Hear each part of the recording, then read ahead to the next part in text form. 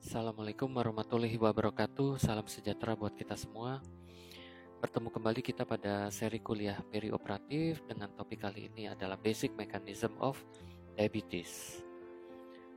Pada diskusi kita kali ini kita akan mencoba membahas tentang bagaimana metabolisme karbohidrat dan kemudian bagaimana metabolisme karbohidrat di dalam kehamilan.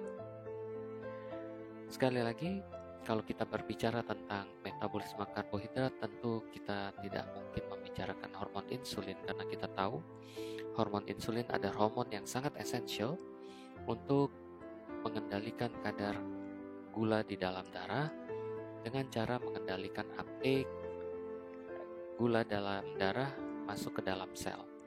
Dan insulin ini sendiri dihasilkan oleh kelenjar yang disebut sebagai pankreas. Pankreas sendiri adalah sebuah organ yang sangat penting dalam proses pencernaan karena pankreas sendiri memiliki berbagai kelenjar asiner yang akan melepaskan berbagai enzim yang sangat penting dalam melakukan proses pencernaan makanan. Akan tetapi pankreas juga memiliki sebuah struktur yang disebut sebagai islet of Langerhans yang terdiri dari alpha cells dan beta cells. Alpha cells akan melepaskan hormon glukagon, sementara beta cells akan melepaskan hormon insulin. Kedua hormon ini sangat berperan dalam mengendalikan kadar gula di dalam darah.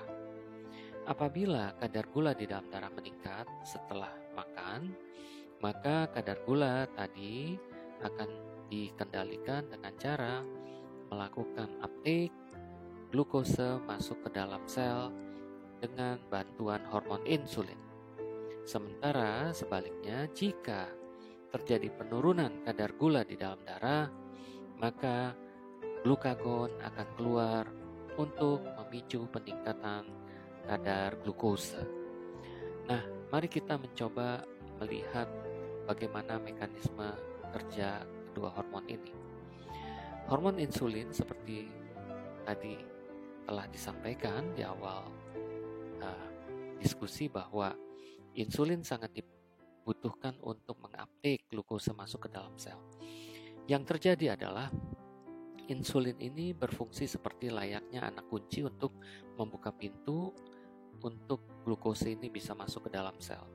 Oleh karena itu penting insulin bisa berinteraksi dengan insulin reseptor agar memicu migrasi molekul yang disebut sebagai GLUT4, di mana GLUT4 ini akan berfungsi sebagai channel yang akan memasukkan glukose masuk ke dalam sel.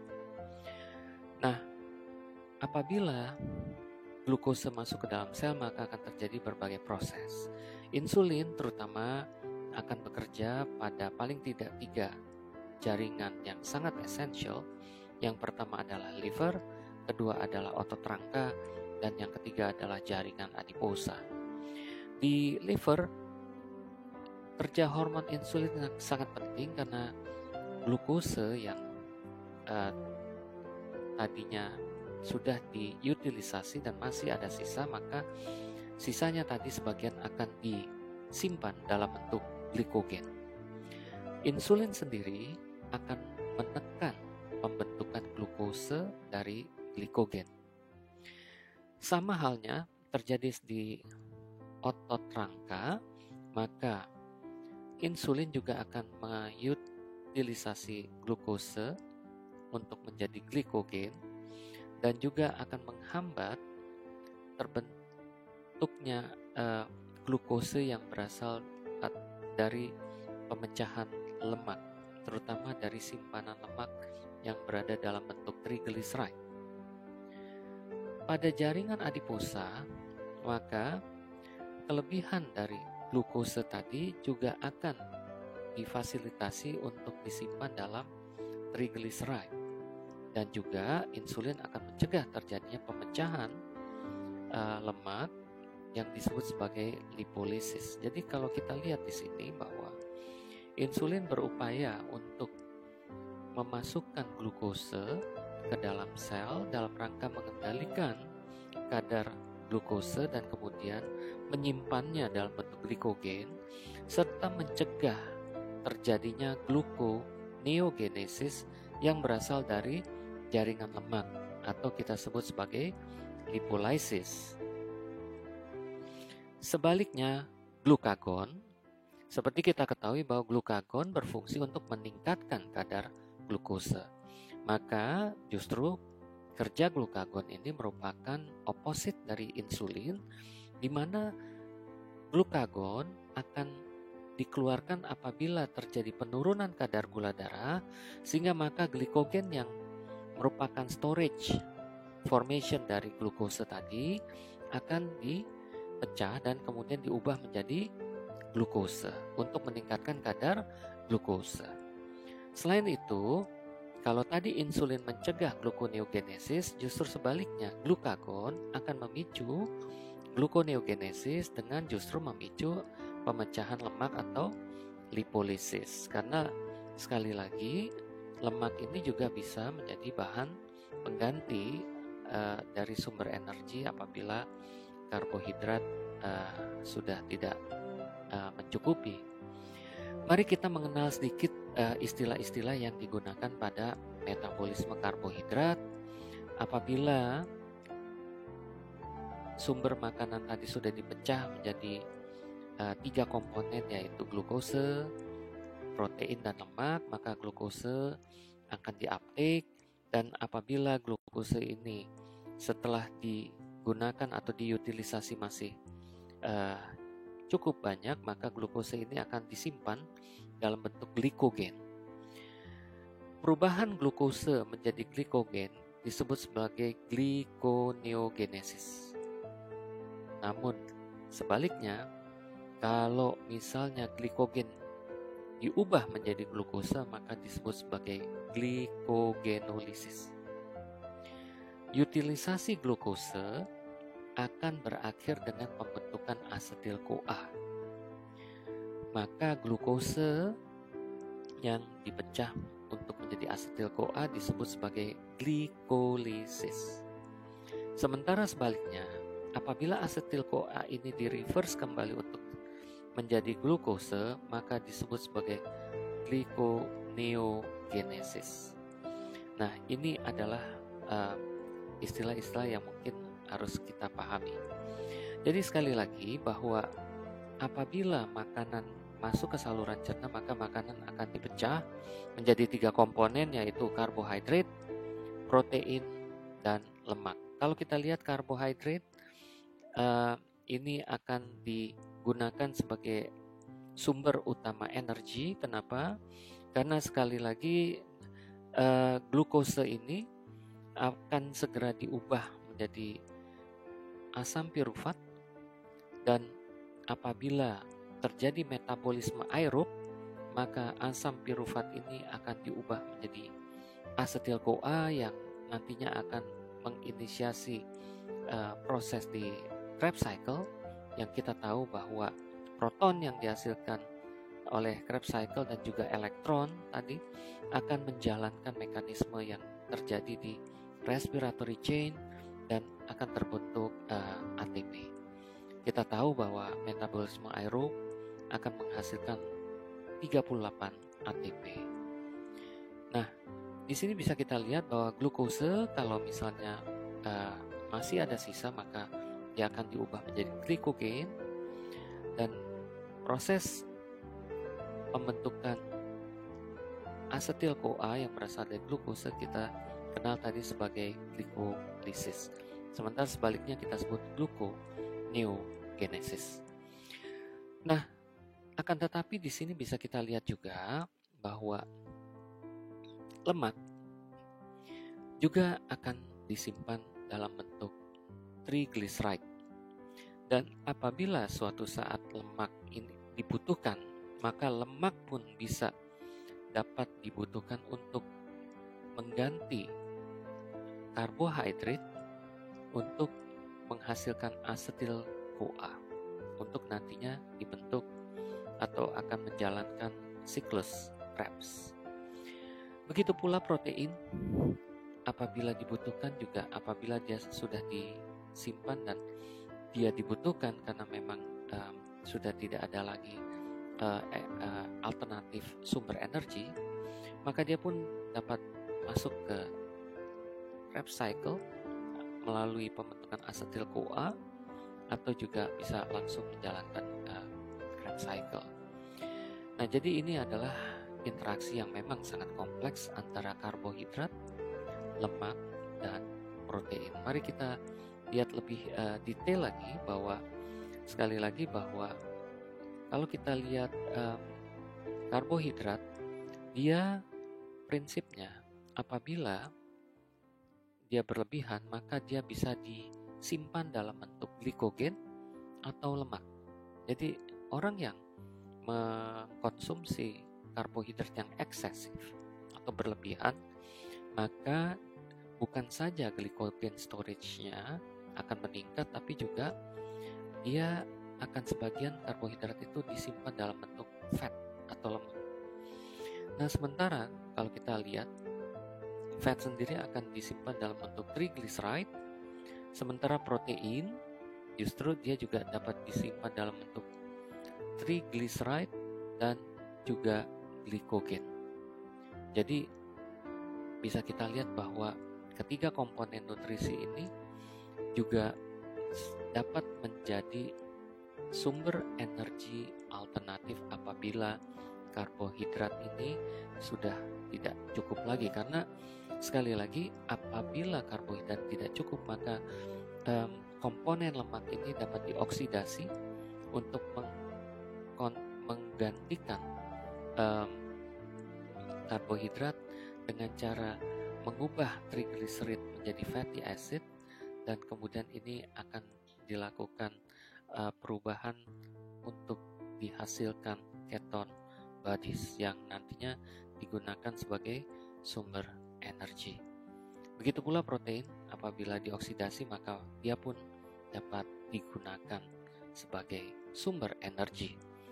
Nah, jadi dalam hal ini kita sudah memahami bahwa pada prinsipnya bahwa metabolisme karbohidrat ini tidak terlepas dari metabolisme lemak dan protein. Karena kita ketahui bahwa metabolisme karbohidrat sebenarnya tujuan utamanya adalah untuk menghasilkan asetil CoA.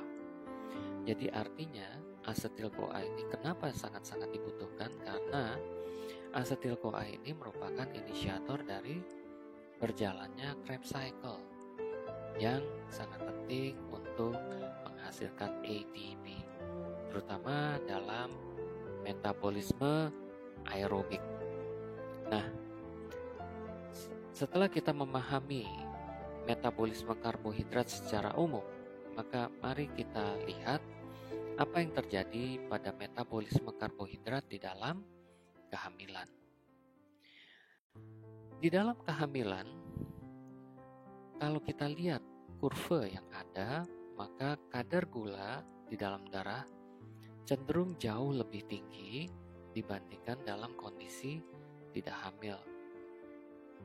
Artinya, tampaknya pada saat setelah makan, maka terdapat kesulitan untuk melakukan uptake glukosa. Inilah yang tampak pada tubuh seorang perempuan hamil. Nah, kenapa glukose pada tubuh seorang perempuan hamil ini cenderung lebih tinggi daripada dalam kondisi dia tidak hamil? Ternyata ada kondisi yang disebut sebagai resistensi insulin di dalam kehamilan. Nanti kita bahas lebih detail lagi apa yang disebut sebagai resistensi insulin di kuliah bagian kedua. Nah, secara umum di dalam kehamilan ternyata terdapat produksi hormon-hormon yang memiliki fungsi sebagai anti-insulin, sehingga akibatnya insulin akan sulit melakukan fungsinya untuk menguptake glukosa ke dalam sel. Hal ini memicu terjadinya peningkatan kadar glukosa yang jauh lebih tinggi dibandingkan dalam dibandingkan kondisi tidak hamil. Kenapa hal ini bisa terjadi? Karena sekali lagi ibu hamil harus men-save karbohidrat yang dia konsumsi dari makanan untuk bayinya. Jadi supaya bayinya tetap mendapatkan porsi karbohidrat yang berasal dari makanan yang dikonsumsi oleh ibunya. Apabila insulin bekerja sangat efisien, tentunya karbohidrat tadi akan di-uptake oleh tubuh si ibu dan digunakan sepenuhnya oleh tubuh si ibu. Tapi dengan menyulitkan uptake karbohidrat tadi, maka si bayi secara prinsipil akan mendapatkan bagian dari karbohidrat yang dikonsumsi oleh ibunya. Hal ini akan menimbulkan berbagai konsekuensi. Pertama, tentu akibat kesulitan uptake karbohidrat tadi, maka tentu cadangan glukose dalam bentuk glikogen ini akan cenderung sangat-sangat terbatas pada ibu hamil. Dan tentunya hal ini juga mengakibatkan karena sumber utama energi itu adalah glukose, maka apabila terjadi kesulitan uptake karbohidrat, maka tentunya alternatif energi yang berikutnya adalah berasal dari fat atau lemak. Nah, oleh karena itu di dalam kehamilan maka dapat terjadi penggunaan alternatif source of energy itu bukan dari glukose tapi dari lemak. Oleh karena itu, apabila terjadi problem kekurangan karbohidrat, maka tentu sepenuhnya tubuh akan menggunakan sumber energi dari lemak yang dapat bertendensi terjadinya pembentukan keton bodies. Nanti kita akan bahas lebih lanjut ini di dalam kuliah bagian kedua. Nah, ini adalah berbagai hormon yang dilepaskan oleh plasenta yang dianggap bertanggung jawab untuk terjadinya gangguan resistensi insulin. Diawali dengan kita lihat di sini hormon estrogen dan progesteron yang dapat mengurangi glukose uptake di perifer. Lalu kita lihat ada hormon kortisol yang menurunkan sensitivitas insulin. Begitu pula human placental lactogen, dan juga kita lihat ada insulinase yang juga akan mendegradasi hormon insulin, dan juga TNF alpha yang akan menurunkan aktivitas reseptor insulin. Jadi bisa kita lihat bahwa mekanisme resistensi insulin paling tidak bisa terjadi diakibatkan pertama adanya gangguan dalam glukose uptake, lalu juga kita lihat ada penurunan sensitivitas insulin, lalu juga penghancuran insulin, dan juga penurunan aktivitas reseptor insulin. Nah, tentu hal inilah yang mengakibatkan kadar glukose di dalam darah ini meningkat. Dan apa konsekuensinya? Maka seperti saya katakan tadi, glukose yang meningkat tadi akan dapat diutilisasi oleh janin untuk digunakan sebagai bahan yang menjadi bahan dasar janin dalam pemenuhan kebutuhan energinya. Akan tetapi kita bisa lihat juga karena terjadi peningkatan renal plasma flow, maka kadar gula tadi yang masuk ke dalam ginjal apabila terlampau tinggi dan melampaui batas ambang mekanisme filtrasi, maka bisa saja terjadi kebocoran dan kita bisa menemukan terjadinya glukosuria. Nah, peningkatan glukose ini seperti saya katakan tadi dapat memicu terbentuknya lemak. Karena peningkatan atau glukose yang berlebihan namun insulinnya tidak bekerja, maka tentu glukose itu tidak bisa diuptake untuk diubah menjadi glikogen untuk bisa disimpan, tapi malah justru sebaliknya. Glukose yang tinggi tadi akan segera diubah menjadi fatty acid yang kemudian akan disimpan dalam bentuk triglyceride. Oleh karena itu, kita bisa lihat justru lemak ini bisa berpotensi menjadi sumber energi bagi ibu hamil apabila dibutuhkan.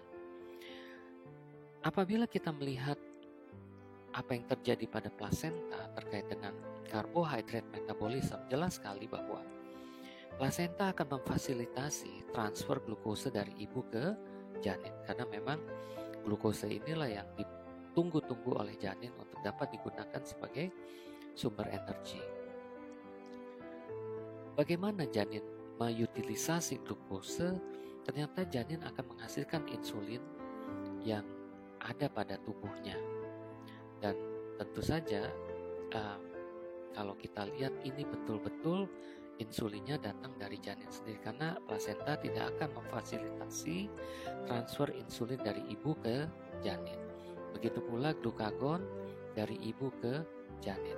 Tapi bisa kita lihat bahwa plasenta hanya memfasilitasi glukosa, amino acids, dan keton. Ya, jadi tentu saja apabila terjadi pembentukan keton pada sisi ibu, maka sangat berpotensi janin pun akan mendapatkan keton yang berasal dari ibunya. Ini tentu dapat menimbulkan berbagai konsekuensi. Nanti kita akan bahas keton ini akan berdampak apa pada ibu maupun janin di bagian kedua dari kuliah Basic Mechanism of Diabetes. Baik, untuk sementara kita sudahi dulu kuliah tahap pertama tentang Basic Mechanism of Diabetes. Kita bertemu pada kuliah selanjutnya. Wassalamualaikum warahmatullahi wabarakatuh. Salam sejahtera buat kita semua.